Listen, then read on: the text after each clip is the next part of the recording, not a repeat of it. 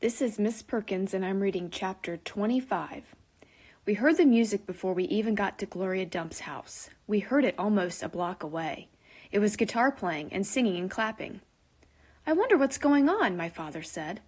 We walked up Gloria's sidewalk and around back through her yard and into her kitchen, and what we saw was Otis playing his guitar, and Miss Franny and Gloria sitting there smiling and singing, and Gloria holding Sweetie Pie in her lap. Amanda and Dunlap and Stevie were sitting on the kitchen floor clapping along and having the best possible time. Even Amanda was smiling. I couldn't believe they were so happy when Winn-Dixie was missing. "We can't find him!" I shouted at them. The music stopped, and Gloria Dump looked at me and said, "Child, we know you didn't find him.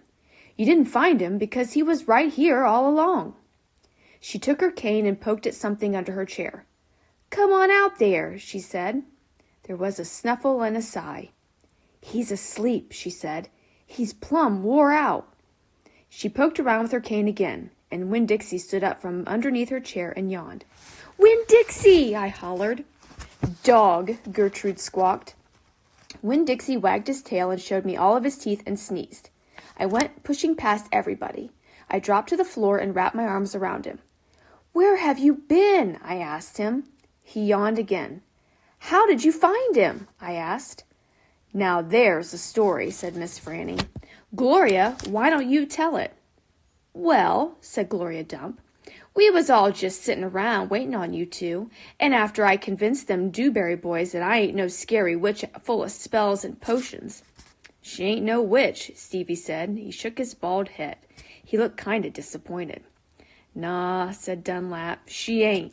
If she was, she would have turned us into toads by now." He grinned.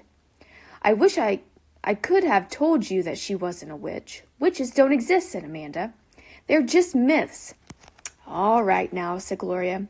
"What happened was we got through all them witchy things, and then Franny said, 'Why don't we have a little music while we wait for you two to get back?' And so Otis played his guitar, and woo-wee, there ain't a song he don't know. And if he don't know it, he can pick it right up quick if you hum it to him. He has a gift." Gloria stopped and smiled over at Otis, and he smiled back. He looked all lit up from the inside. "Tell what happened," Sweetie Pie said. "Tell about that dog." "So," said Gloria, "Franny and me, we started talking about all these songs we knew from when we was girls. We got Otis to play them, and we started singing and teaching the words to these children." "And then somebody sneezed," Sweetie Pie shouted. "That's right," said Gloria. "Somebody sneezed, and it wasn't none of us. So we looked around, wondering who did, thinking that maybe we got us a burglar in the house. We looked around, and we didn't see nothing, so we started into singing again. And sure enough, there was another big achoo. Sounded like it was coming from my bedroom. So I sent Otis in there. I said, 'Otis, go on in there and see who's sneezing.' So Otis went. And do you know what we found?" I shook my head. "Winn-Dixie!" shouted Sweetie Pie. "That dog of yours was all hid underneath my bed, squeezed under there like the world was about to end. But he was smiling like a fool every time he heard Otis play the guitar, smiling so hard he sneezed." My daddy laughed. "It is true," Miss Franny said. "It's the truth," said Stevie. Dunlap nodded and smiled right at me.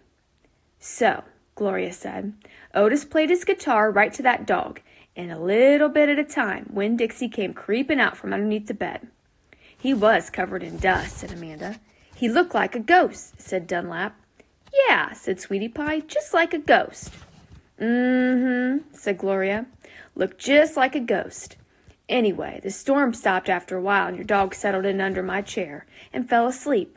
And that's where he's been ever since, just waiting on you to come back and find him." "Winn-Dixie," I said. I hugged him so tight he wheezed. "We were out there whistling and calling for you, and you were right here all along." "Thank you," I said to everybody. "Well," said Gloria Dump, "we didn't do nothing. We just sat here and waited and sang some songs. We all got to be good friends.